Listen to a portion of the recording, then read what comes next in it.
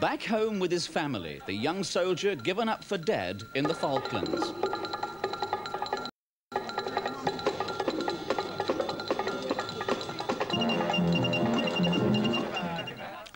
Hello again. Guardsman Philip Williams, the teenage soldier who was missing on the Falklands for nearly 7 weeks, was reunited with his family today. Philip disappeared during the final battle and wandered, lost and alone, thinking the fighting was still going on. When he was finally found, he told his amazing story to the officers in his regiment, the Scots Guards. And this morning there was a great welcome from his girlfriend and his family when he flew home to Britain. Philip from Halton in Lancashire looked fit and well as he hugged the people who, until a week ago, thought he was dead. It was during the Battle of Tumbledown Mountain that he got separated from his comrades. Philip was a stretcher bearer like these men, and in the dark and snow, he found himself on his own in the bleak countryside. He used the skills he'd been taught in the army to survive, but he still had to face questions later from his commanding officer. And the result is that there's absolutely no problem.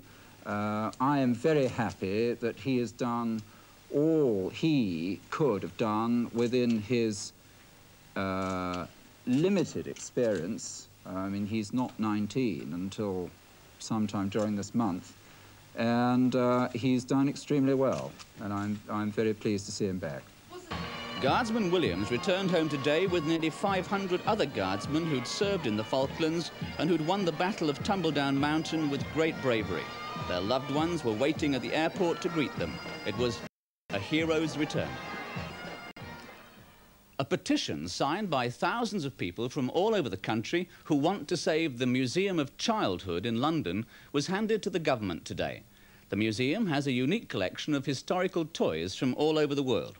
But a government report says it costs too much and should be shut down. Today's petition was given to Mr. Paul Shannon, Minister for the Arts, by 5 MPs who are campaigning to save the museum. The Minister told them he will make a decision before the end of the month. Now to Lebanon, and Israeli warplanes have again attacked targets in West Beirut. The attacks came only an hour after Israeli leaders said they accepted most of the suggestions in a new plan to end the fighting. The new peace plan has been drawn up by Mr. Philip Habib, the American diplomat. It aims to get all fighters of the Palestine Liberation Organization, the PLO, out of Beirut. They'll go to other Arab countries like Iraq and Egypt. Soldiers from France, America and Italy will supervise the departure of the Palestinian fighters. There's a feeling of outrage in the French capital, Paris, today after the attack on a Jewish restaurant in the city yesterday. 6 people died and another 22 were injured when gunmen burst into the busy restaurant at lunchtime and opened fire on staff and customers. Police are still trying to find out who was responsible for the attack. There were angry demonstrations when the French President, François Mitterrand, attended a memorial service for the victims of the shooting. Hundreds of people booed and jeered.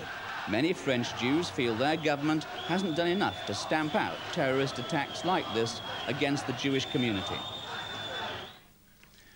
One of the country's most famous children's hospitals, the Royal Liverpool, has been hit by an all-out strike of health workers.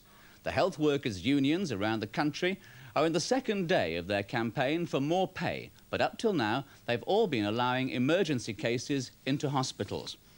The Royal Liverpool Hospital has room for 142 children, but today no new cases, not even emergencies, were being allowed in.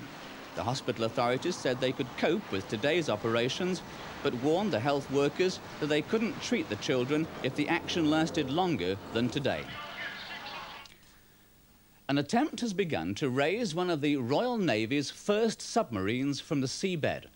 It's nearly 70 years since the Holland 1 sank in the English Channel. The wreck was discovered last year, and experts say it's the most important find for many years. The Holland 1 was the forerunner of today's fleet of modern submarines. She was launched in 1901 and served for 12 years before sinking while being towed to a breaker's yard where she was due to be scrapped. This model of Holland 1 shows what she looked like in her prime. And this film, taken last year, shows what she looks like now, 70 metres down, covered in marine growths which have to be chipped away. There are 20 divers on the salvage ship, and they have 5 weeks to raise the submarine, using a diving bell and breathing a mixture of helium and oxygen for up to 4 hours at a time. And finally tonight, a big break for people with scary voices. A London museum which specialises in horror has a vacancy for a voice of doom, and auditions are being held next week to select the person with the most spine-chilling voice they can find. The voice will be used to scare people in the museum. But officials are worried about the auditions because the right kind of voice is hard to find. Most people, it seems, just burst out laughing when they try. And that's all from Newsround tonight. We'll be back, I hope, at the same time